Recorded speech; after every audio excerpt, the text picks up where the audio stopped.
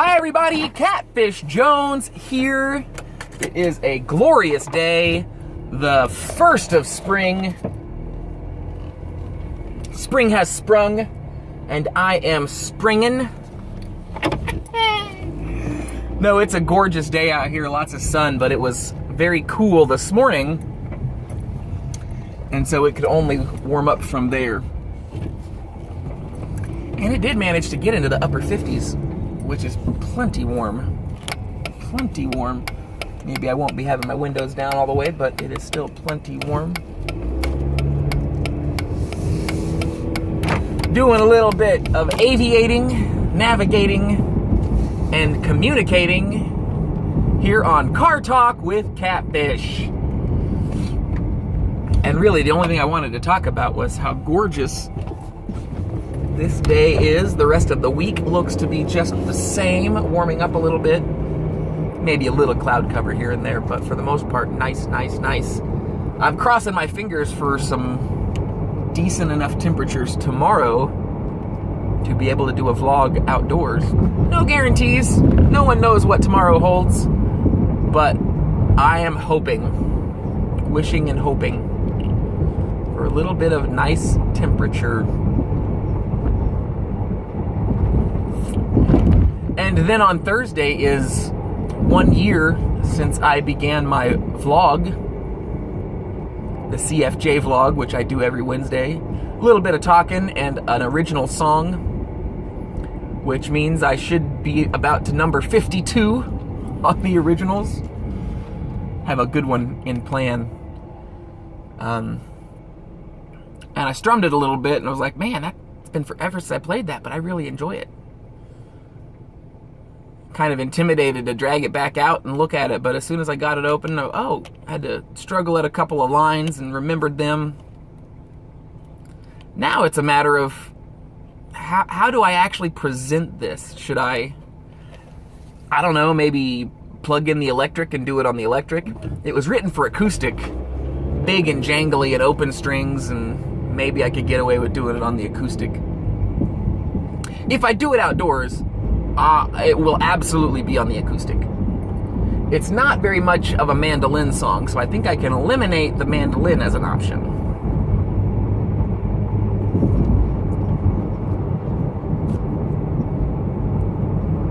And where it sits range-wise on the guitar, like, you know, what part of the neck and all that stuff, really suggests that my main axe should be the one that gets the start. Comes off the bench. Yes, indeedy. Of course, yesterday we had a gorgeous day of rain, which might not sound gorgeous to you or your little dog Chewy. But it was gorgeous out here. The ground is basically a sponge right now and just soaked it all right up. And I'm sure it would take another month of that same level of moisture.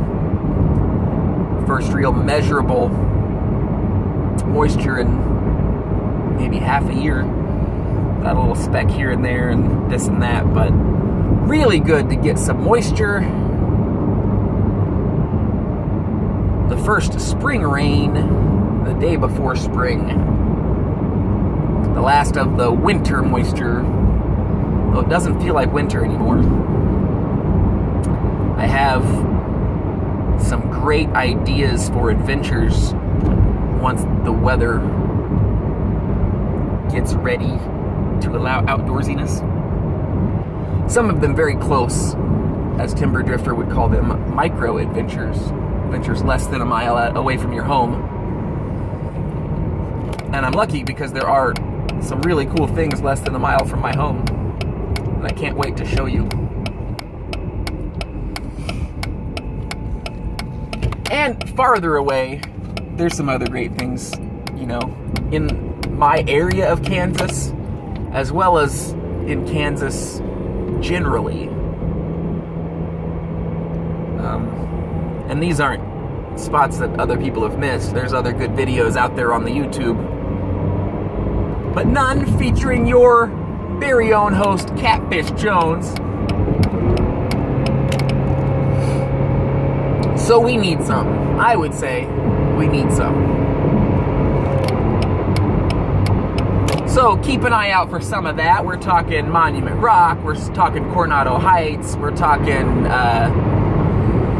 local Salina Airport is doing a ribbon cutting on Thursday, although I won't be there for the ribbon cutting, but they're going to dedicate a plaza to Steve Fawcett, who is an aviator. Made national headlines, I believe it was the late 90s, maybe early 2000s, but I'm pretty sure it was the late 90s, when he flew solo around the world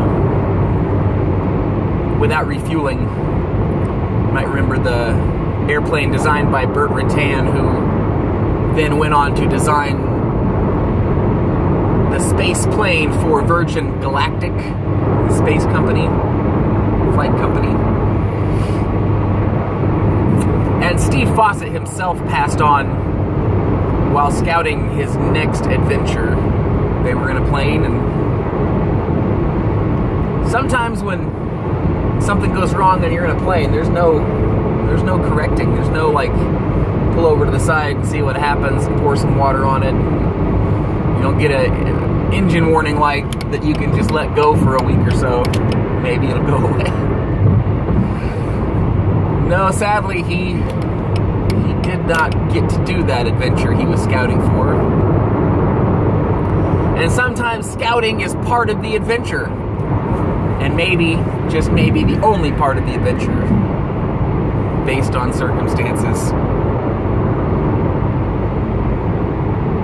But it was very neat. For me, that was a neat thing to be a part of, or my town to be a part of.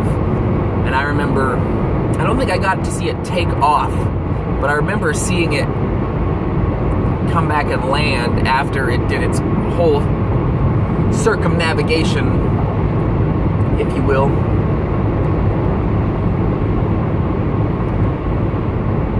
So that is a plaza I would like to take you to once it is officially open and dedicated. So sometime after this Thursday. Maybe this weekend, maybe not. I'm not really sure.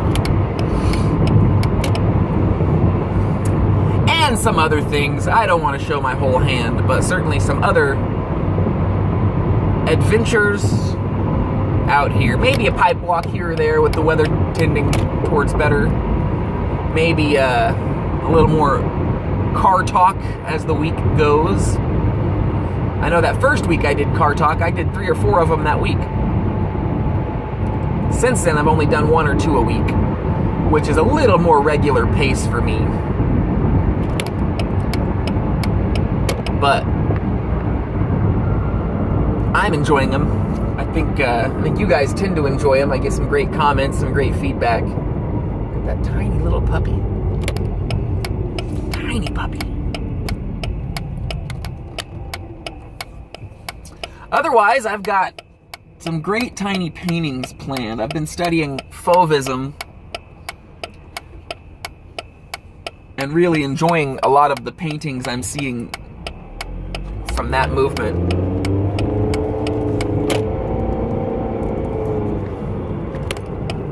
Which is a lot like Impressionism, with a little bit more pizzazz, I would say. And I do, more than anything, consider myself an impressionistic painter.